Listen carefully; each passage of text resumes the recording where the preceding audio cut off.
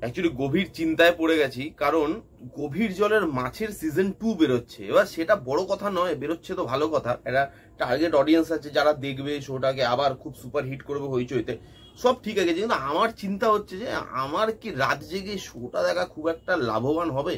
মানে রাত জেগে একটা শো দেখবো, তারপরে খিল্লি পানা করবো সকালে উঠে, দেখি ভাবছি। যা হবে আপনারা তো জানতেই পারবেন। হ্যালো ফ্রেন্ডস, আমি শুভম। এখন রিভিউ করবো হইচই এর নতুন ওয়েব সিরিজ গভীর জলের মাছ সিজন 2, যেটা ডাইরেক্ট করছে, মানে ক্রিয়েট করছে সাহানা দত্ত। ক্রিয়েটার লেখা পাশে, ডাইরেক্টর লিখতে সাহস হয়নি, কারণ এরকম এরকম লেভেলের শো বানিয়েছে, যার পরে ডাইরেক্টরটা উনি নিজেই বিচার করেছে যে আমার নামের পাশে ডাইরেক্টর লেখাটা বোধহয় ঠিক হবে না।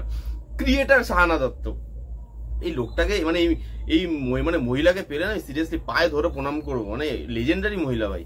তো যাই হোক, সাহানা দত্ত ক্রিয়েট করছে, এটার কাস্টে আছে রাজদীপ আছে, উশসী আছে, আমাদের তৃণা সাহা আছে, এরা আছে মোটামুটি। এবার এই ট্রেলারটা দেখলাম, কেমন লাগলো ট্রেলারটা সেটা নিয়ে কথা বলবো। ট্রেলার ভালো খারাপ সেটা তো পরের কথা, তার আগে হচ্ছে সিজন 1 এর পর এটার বানানোই উচিত ছিল না। এত বাজে একটা শো, এত ভালগারিটিতে ভর্তি একটা শো, যেই শোটা ফ্যামিলি অডিয়েন্সের জন্য তো একদমই নয়। কারণ আপনি একা ফ্যামিলির সাথে কোনোভাবেই এই শোটাকে বেয়ার করতে পারবেন না, কারণ আপনি একা কেন দেখবেন? শোটার মধ্যে হটনেস থাকবে যেগুলো সবার সাথে বসে দেখা যাবে না, কিন্তু এই শোটা তো ওইভাবে হটনেসও দেখায়নি। তো সেই জন্য আপনি যে একা বসে দেখবেন সেটাও কিছু করতে পারবেন না, ফ্যামিলির সাথে তো বসে দেখতেই পারবেন না। মানে এখানে বউকে কি বললো এই ট্রেলারটার মধ্যে, বউকে যাচাই করবে, আগের বার হাজবেন্ড সোয়াইপ করে দিচ্ছে, এইসব সাবজেক্ট নিয়ে তো সিরিজ হচ্ছে, সেগুলো বাংলার লোক বসে দেখছে এবং সেগুলোকে হিট করছে। এবং হইচই এরকম ধরনের শো এর সিজনও বানাচ্ছে ব্যাক টু ব্যাক, সিজন 2 এরপরে সিজন 3 আসবে। নিজেই ট্রেলারের মধ্যে হইচই বলছে এক জায়গায় ডায়লগ দিয়ে যে এই কথাগুলো কি সিজন 1 এ বলা যেত না? তখন একটা লোক বলছে সিজন 1 এ বললে সিজন 2টা কি করে আসতো?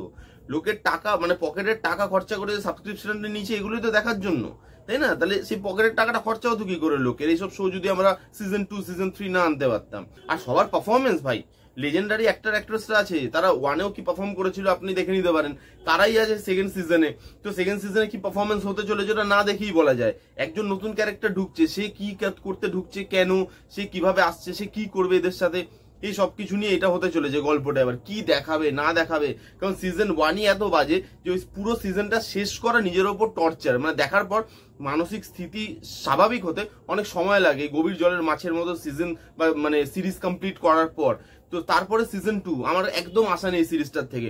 লুক অ্যান্ড ফিলটা ভালো, যে হইচইয়ের একটা পার্টিকুলার লুক অ্যান্ড ফিল থাকে, ওই যে বারবার বলি কন্টেন্ট হইচইয়ের যেরকমই হোক ঝুঁকেগা নেই boss, look and feel top notch, ভালো দেখতে লাগছে লুক অ্যান্ড ফিল। কিছু কিছু ক্যামেরা শট আছে যেগুলো ভালো লাগছে, বাকি এই ট্রেলারের মধ্যে কিচ্ছু ভালো লাগেনি। পারফর্মাররা ভালো পারফর্ম করতে পারবে না, আগে থেকেই জানি।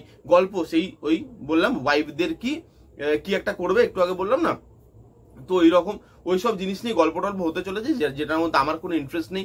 তবুও দেখবো, রিভিউ করতে হবে, লোকও দেখবে, শোটাকে হিট করবে, সিজন 3 আসবে, আপনি আপনার নেট খরচা করবেন, সময় নষ্ট করবেন, হইচই টাকা কামাবে, এভাবে দুনিয়া চলবে।